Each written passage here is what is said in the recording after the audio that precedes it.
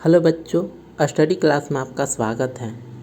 JCERT Jharkhand board class 6 science इसका प्रश्न उत्तर लेकर आए हैं विज्ञान की ओर। चैप्टर 3 है वायु जीवन के लिए आवश्यक है। इंग्लिश में बोलेंगे तो एयर इसेंशियल फॉर लाइफ। तो कृपया कॉपी और पेन अपने पास रखें ताकि क्वेश्चन आंसर कर सकें। वायु जीवन के लिए आवश्यक, इसका पहला क्वेश्चन है इनमें से सही शब्द का चयन कर रिक्त स्थानों की पूर्ति कीजिए। ठीक है, कौन कौन सा ऑप्शन है? तो वह है ऑक्सीजन, कार्बन डाइऑक्साइड, वायुमंडल, नाइट्रोजन और पवन। इसे रिक्त स्थानों में भरकर शब्द में सही स्थानों की पूर्ति करना है। ठीक है, पहला है पृथ्वी के चारों ओर की वायु की परत वायुमंडल कहलाती है। क्या कहलाती है? तो वायुमंडल कहलाती है। दूसरा है सभी जंतु श्वसन में वायु से क्या लेते हैं? तो वह कार्बन डाइऑक्साइड। सभी जंतु श्वसन में वायु से कार्बन डाइऑक्साइड लेते हैं। तीसरा, जलने में क्या गैस यानी कौन सी गैस सहायक होती है? तो वह ऑक्सीजन। जलने में ऑक्सीजन गैस सहायक होती है।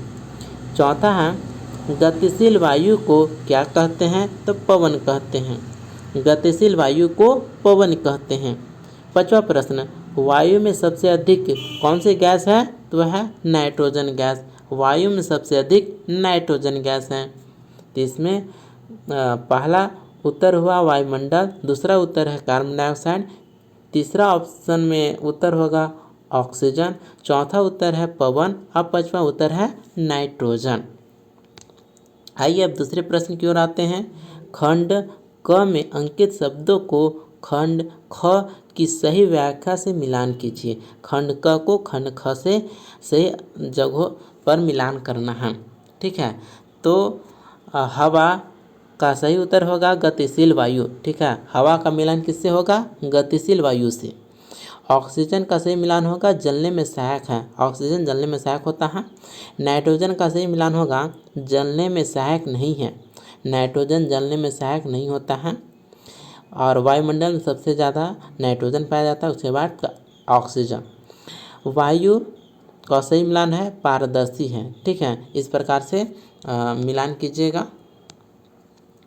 तीसरा क्वेश्चन है सही उत्तर के सामने सही एवं गलत के सामने गलत का चिन्ह लगाइए।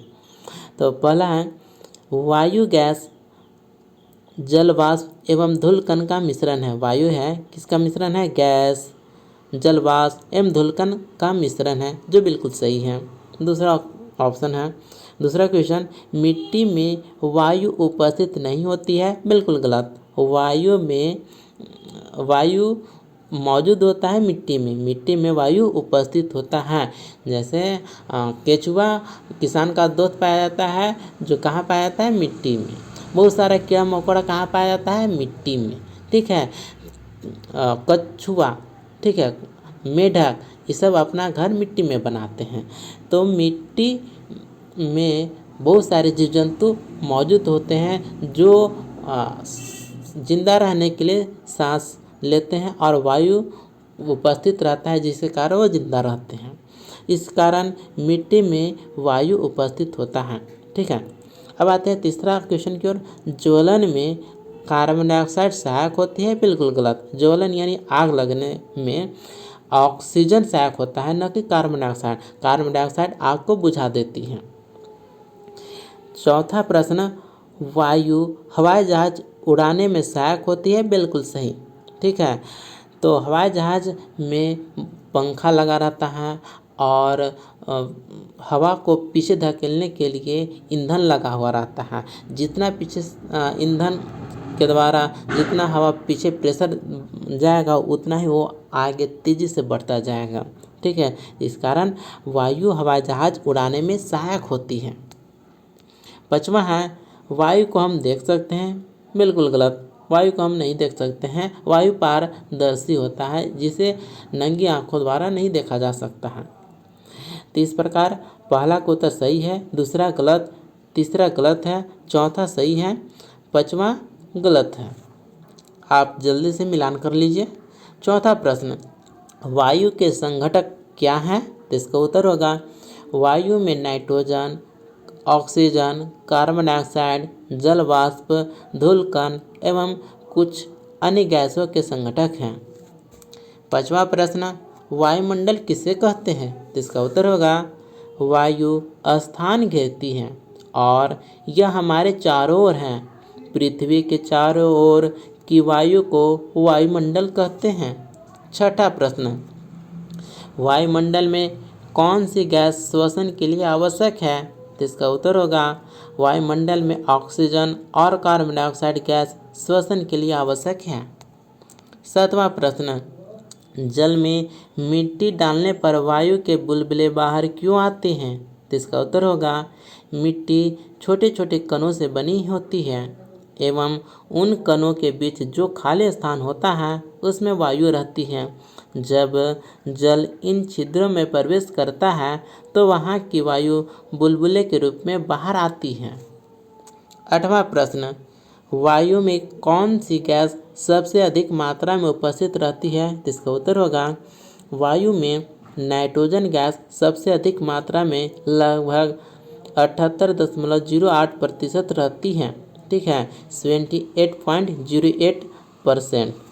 मैंने सबसे ज़्यादा ऑक्सीजन, इसके बाद ऑक्सीजन होगा। पहले सबसे ज़्यादा नाइट्रोजन 78.08%, उसके बाद ऑक्सीजन पाया जाता है।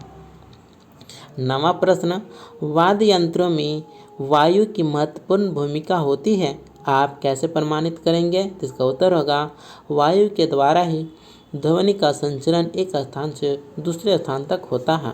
वायु के बिना ध्वनि हमारे कानों तक नहीं पहुंच सकेगी, इसलिए वाद्य यंत्रों से निकली ध्वनि हेतु वायु आवश्यक है।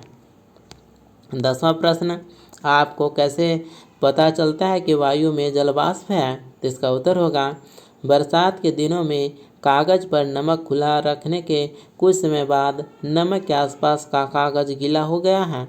जलवायु किसी ठंडे पृष्ठ के संपर्क में आती है तो इसमें उपस्थित जलवाष्प ठंडी होकर संघनित हो जाती हैं तथा जल की बूंदें पृष्ठ पर दिखाई देती हैं।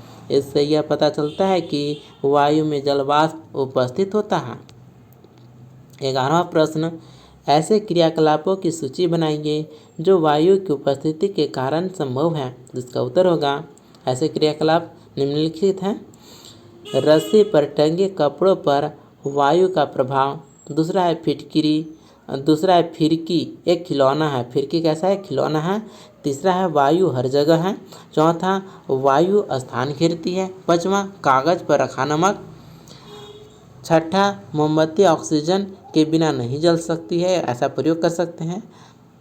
7वां है मिट्टी में वायु विद्यमान होती है। तो इन सभी प्रयोग के द्वारा, क्रियाकलापों के द्वारा हम जान पाएंगे कि वायु उपस्थित होता है। 12वां प्रश्न, आप कैसे दर्शाएंगे कि खाली कहा जाने वाला गिलास वास्तव में खाली नहीं है? तो इसका उत्तर होगा कांच का एक गिलास लीजिए, इसे उल्टा करके रखिए। अब गिलास के खुले मुख को पानी से भरी एक बाल्टी तथा टब में डुबाइए। गिलास में पानी नहीं भरेगा। अब गिलास को थोड़ा तिरछा कीजिए और देखिए, अब पानी गिलास में जा रहा है। गिलास में से कुछ बुलबुले बाहर आते नजर आ रहे हैं एवं सनसनाहट जैसी आवाज़ भी सुनाई पड़ती हैं। गिलास के अंदर वायु थी जो गिलास में भरी थी। इससे यह पता चलता है कि गिलास खाली नहीं था बल्कि उसमें वायु भरी हुई थी। ठीक है, अब आते हैं 13वें प्रश्न की ओर। प्रश्न है, मुंह से श्वास लेना क्यों हानिकारक है? इसका उत्तर होगा मुंह से श्वास लेना इसलिए हानिकारक है क्योंकि हमारे नाक में छोटे छोटे बाल होते हैं एवं श्लेष्मा होता है जो धूल के कणों को श्वसन तंत्र में जाने से रोकता है। और अगर हम मुंह से सांस लेते हैं तो यह धूल कण हमारे श्वसन तंत्र में प्रवेश करके हमें हानि पहुंचा सकते हैं। आगे अगला प्रश्न है 14वां प्रश्न, अगर 2 मोमबत्तियों को जलाकर अलग अलग आकार के गिलास में ढक देंगे तो कौन सी मोमबत्ती ज़्यादा देर तक जलेगी और क्यों? तो इसका उत्तर होगा जिस मोमबत्ती को बड़े गिलास से ढकेंगे वह ज़्यादा देर तक जलेगी, क्योंकि जलने की क्रिया केवल ऑक्सीजन की उपस्थिति में ही संभव है। वायु का एक अवयव ऑक्सीजन है। प्रयोग में लाया गया गिलास में वायु एक सीमित मात्रा में है। जब यह ऑक्सीजन जलती है, मोमबत्ती द्वारा प्रयोग लिया जाता है तो मोमबत्ती अधिक समय तक नहीं जल पाता है और बुझ जाती है। दूसरी मोमबत्ती को और अधिक ऑक्सीजन मिलती है, इसलिए वह और देर तक जलती है। 15वां प्रश्न, यदि वायुमंडल में ऑक्सीजन गैस समाप्त हो जाएगी तो क्या होगा? इसका उत्तर होगा, वायुमंडल में ऑक्सीजन लगभग 20.95% है, यानी 20.95%। ठीक है, 20.95% है। ऑक्सीजन जीव जंतु और पेड़ पौधों की श्वसन की प्रक्रिया में बहुत महत्वपूर्ण होता है। अगर वायुमंडल में से ऑक्सीजन गैस समाप्त हो जाएगी तो प्राणी, जीव जंतु और पेड़ पौधे मर जाएंगे और हमारी धरती का विनाश हो जाएगा।